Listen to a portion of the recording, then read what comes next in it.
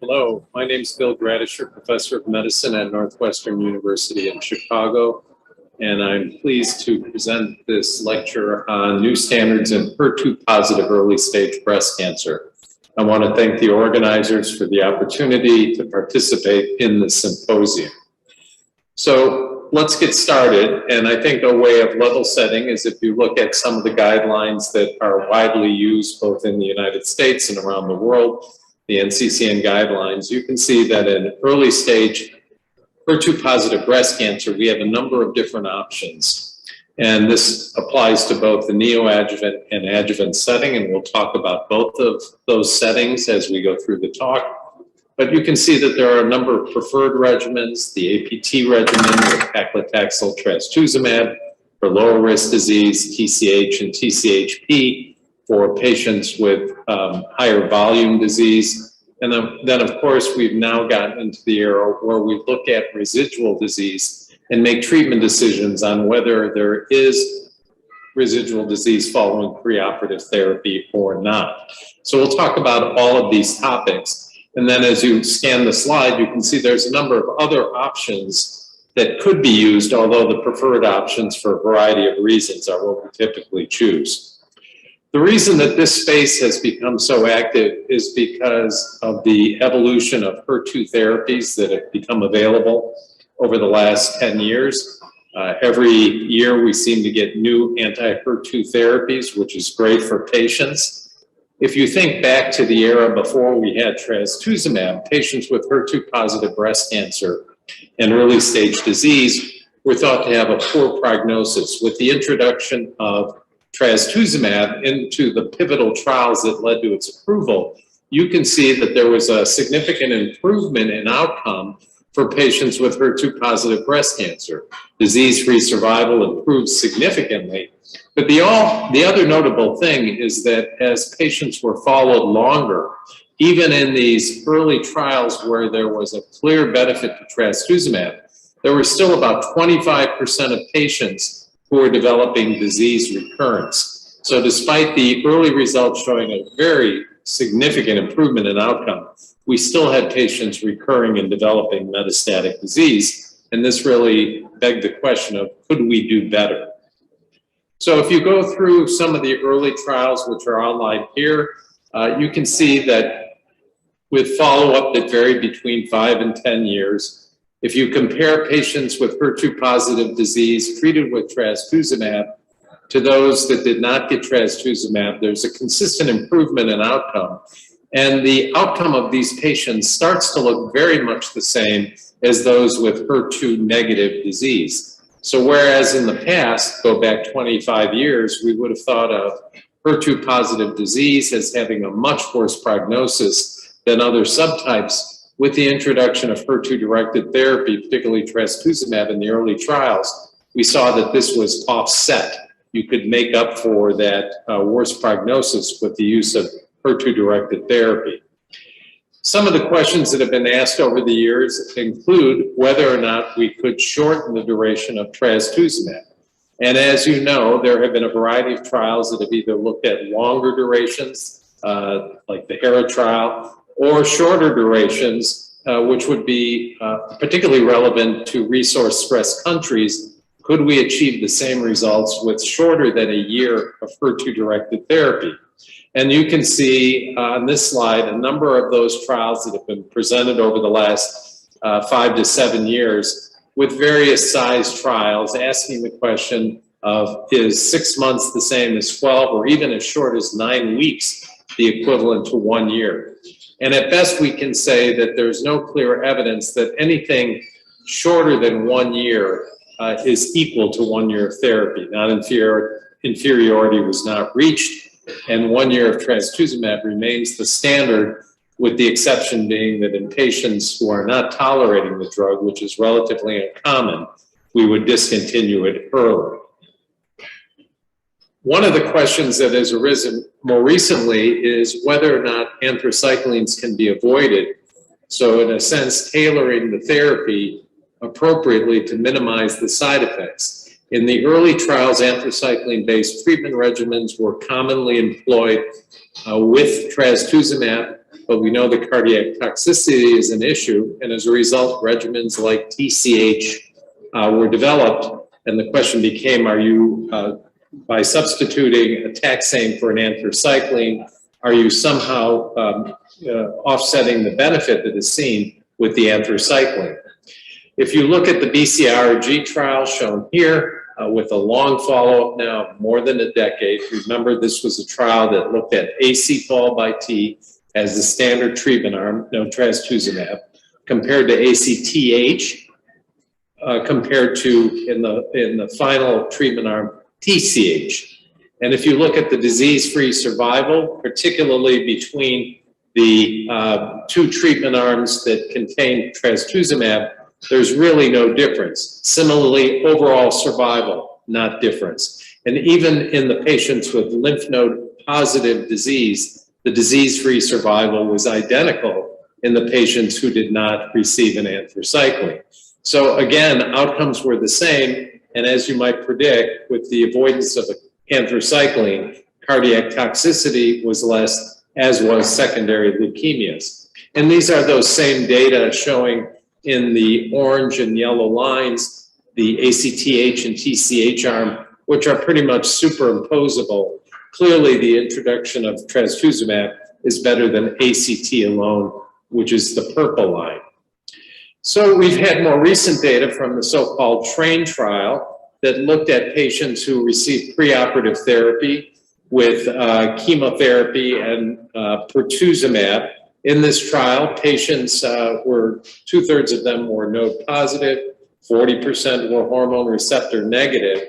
And if you look more carefully at the treatment regimens that were used, some of the patients received an anthracycline in the form of FEC, followed by a taxane with trastuzumab, pertuzumab, or there was no anthracycline at all. And if you look at the PCR rate between these two treatment arms, they're absolutely identical.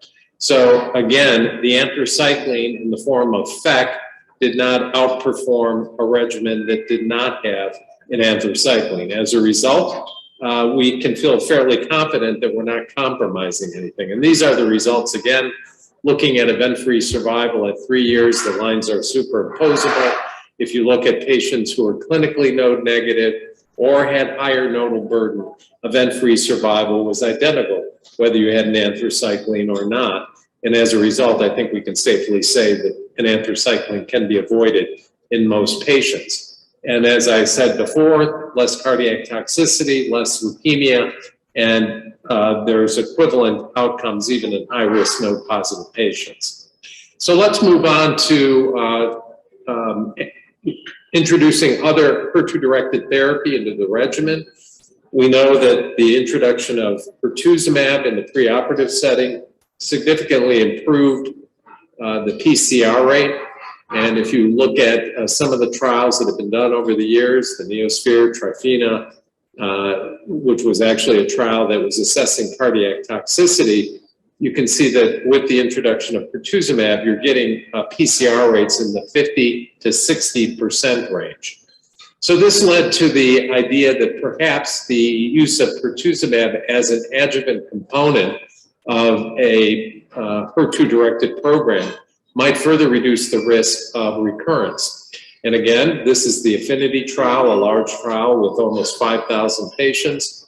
HER2-positive disease who postoperatively either received chemotherapy, usually a standard anthracycline or non-anthracycline regimen with trastuzumab, or the same chemotherapy options with trastuzumab and pertuzumab. Endocrine therapy as well as RT was appropriate per the clinician's discretion. And if you look at the follow-up from this trial, the addition of pertuzumab for all patients in the trial looked to improve things by about 3%. The lines are pretty close together. Overall, the patients did well. Out at 6 years, most patients are free of disease, but nonetheless, there seemed to be a small advantage with the addition of pertuzumab. Now, with longer follow-up, who are the patients that really benefit? If you look at the hormone receptor positive patients, initially we didn't think they were gaining benefit, but as it turns out, there is about a 3% benefit with the addition of pertuzumab. Hormone receptor negative patients also had a similar improvement in outcome, particularly node-positive patients with about 4.5% improvement in disease-free survival, whereas node-negative patients did not seem to gain any benefit, and at this juncture, there is not a survival benefit. So where do we use pertuzumab? Well, most patients in a preoperative setting who have a tumor that is roughly around 2 centimeters, or certainly if they're node-positive, we would consider a regimen containing pertuzumab. And we know that it does improve the PCR rate, but it doesn't improve the disease-free survival in all patients, particularly those with node-negative disease. So again, we have to recognize that in some patients we may be over-treating them, but there is clear evidence that pertuzumab adds benefit. But can we de-escalate therapy, particularly in those with lower risk disease? So the APT trial, which Sarah Tolaney published in the New England Journal of Medicine, and then was subsequently updated with longer follow-up, is shown on this slide. These were patients with HER2-positive ER or ER-negative, node-negative disease, less than 3 centimeters. Most patients had tumors that were 2 centimeters or less. And if you look at the regimen, it's weekly paclitaxel times 12 with trastuzumab, followed by the completion of a full year of trastuzumab. And the results of this trial shown at this slide with long follow-up, disease-free survival and recurrence-free survival are excellent. Even at 7 years, only about 7% of patients had an event, and recurrence-free survival at 7 years, only 2.5%. So again, for the appropriate patient, de-escalating therapy appears to be an attractive approach. Can we achieve similar outcomes or even better with less toxicity? The ATTEMPT trial was a follow-up to the APT trial just shown. These were patients with stage 1 HER2-positive breast cancer. They could have had N0, N1 microscopic disease, and they were randomized to TDM1 or paclitaxel trastuzumab per the APT trial. And the results from this show that on the whole, most patients are doing well. Obviously, at 3 years, the follow-up is not as long as in the APT trial, but very few patients in this group have recurred. But there was a finding that there was actually more drop-off in the patients who received TDM1. Actually, 17% of patients discontinued therapy compared to 6% in the paclitaxel trastuzumab regimen. The TDM regimen was associated with less in the way of neurotoxicity, which can be attributed to the paclitaxel and the APT regimen. So there are trade-offs in using TDM1, but I suppose in certain patients it would be an option. And the follow-up study is shown here, and this is the ATTEMPT 2.0, similar population of HER2-positive stage 1 patients who are randomized to TDM1, but for only 6 cycles, after which they receive subcutaneous trastuzumab or the APT regimen. We don't have results from this trial yet, but this may be an effort to limit the amount of TDM1 and hopefully the drop-off that occurred in the ATTEMPT 1.0 trial, and we'll see what the results actually show. It's also important to see that with the ATTEMPT trial in the TDM1 arm, there are more patients who retain their hair compared to the TH arm. So as I said at the outset, there are trade-offs with any of these different approaches, and we'll see what the net effect is when we look at the ATTEMPT 2.0 trial when the results are available. One of the issues that we've acknowledged is in those patients who receive preoperative therapy and have residual disease, their prognosis tends not to be as good as those who have a PCR. So therein lies the rationale for the Catherine trial, which is shown here. These were patients that had residual disease following neoadjuvant therapy that included a taxane. Anthracyclines and alkylating agents were also allowed, and all the chemotherapy was administered prior to surgery. And patients also received at least 9 weeks of trastuzumab. Residual disease was defined as any invasive disease in the breast or axillary nodes, and postoperatively, patients were randomized to TDM1 or trastuzumab for a full year. With the use of TDM1, as you can see, there's an advantage. The 3-year disease-free survival, invasive disease-free survival, was improved by 11%. So again, the thing we're trying to affect most are the recurrences that are distant.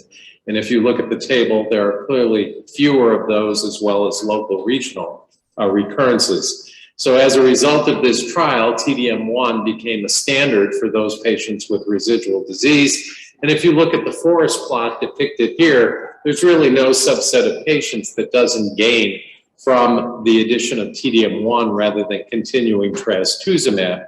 And in fact, those patients who actually had a conversion, a small number of patients who went from HER2 positive to HER2 negative, in the group that continued on TDM1, there was still an advantage over trastuzumab alone. And this, of course, speaks to the heterogeneity of the tumor, that it's not all uniform. But nonetheless, all subsets seem to benefit from TDM1. So are there ways that we can improve upon the Catherine trial? We see that the 3-year invasive disease-free survival, particularly in high-risk patients, is still about 83%. There was no real improvement in the rates of CNS recurrence. So there might be other strategies that are going to be evaluated that really address those issues, including trials that look at the combination of TDM1 and tucatinib, which has CNS penetration, as well as looking at trastuzumab deruxtecan, which is the subject of one of the DESTINY trials. And there are also trials that look at the addition of CDK4/6 inhibitors to endocrine therapy post-HER2 treatment. So we don't have results from those trials yet. One of the other issues is there anything else beyond a year of therapy that we can do once the anti-HER2 therapy or the standard anti-HER2 therapy is complete, be that trastuzumab or pertuzumab and trastuzumab? And one trial that sort of addressed this is the ExteNET trial depicted here with the TKI neratinib for patients who had completed 1 year of trastuzumab. They were randomized to neratinib or placebo and then followed. It's important to note at the outset, these were not patients who received TDM1 if they had residual disease. These are not patients who received pertuzumab. So it doesn't necessarily reflect contemporary treatment patterns at this time. Nonetheless, if you look at the IDFS on the left at 5 years, there was an advantage of about 2.5% for those patients who received neratinib. There was no improvement in survival, as you see on the right. But interestingly, if you look at those patients who received neoadjuvant therapy, so these might have been patients the clinician thought was at higher risk, they did not receive or did not achieve a PCR, and they were hormone receptor positive. You can see on the left that there was a significant improvement in DFS, about 7%, and there's also a suggestion of a clear survival benefit for this population.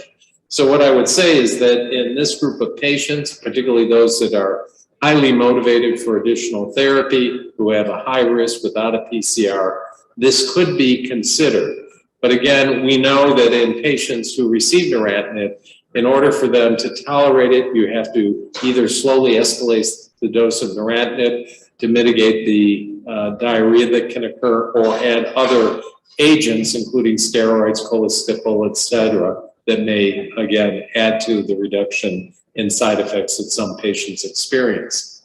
So what are the efforts going forward to even further personalized therapy? One is the COMPASS trials. The COMPASS HER2 trial shown here is an effort preoperatively to minimize the amount of chemotherapy with the THP regimen, where the T is either paclitaxel or docetaxel, with trastuzumab, pertuzumab, given for 4 cycles rather than oftentimes the standard 6. They go to surgery. If they have a PCR, they would go on to 1181, which is completion of 1 year of HP. If they did not achieve a PCR, they would go on to the COMPASS HER2 residual disease trial, which would randomize patients between TDM1 or TDM1 and tucatinib.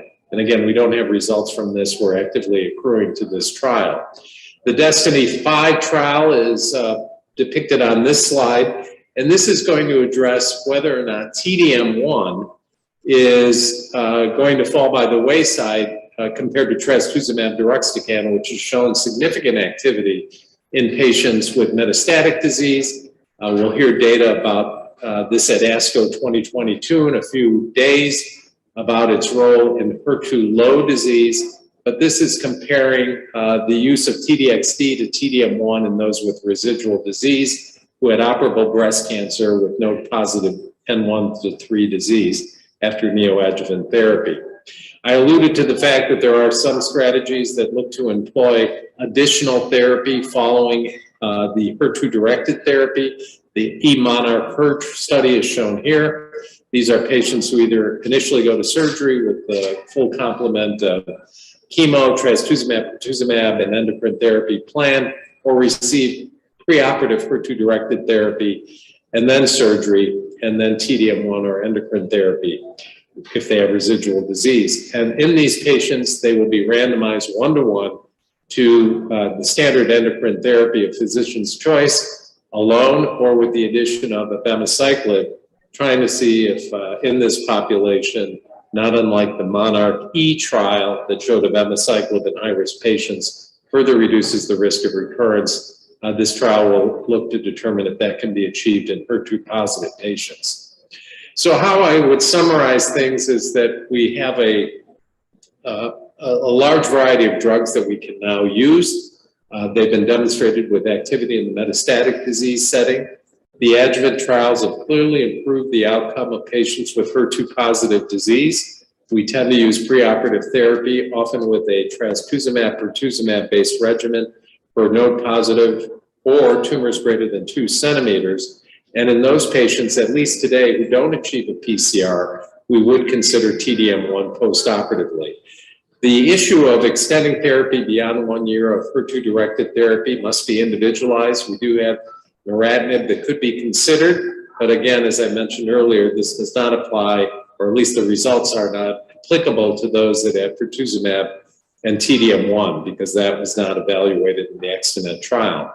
In lower risk patients, those with stage 1 disease, we have the TH or T-DM1 regimens from the APT and the ATTEMPT trials, and we have a number of trials that are ongoing that are looking at strategies to de-escalate and personalize therapy appropriately based on risk. So I think the next few years will show even more data that will let us tailor therapies for our patients and hopefully improve outcomes without increasing toxicity. So with that, I'll stop, and I appreciate your attention. Happy to answer any questions.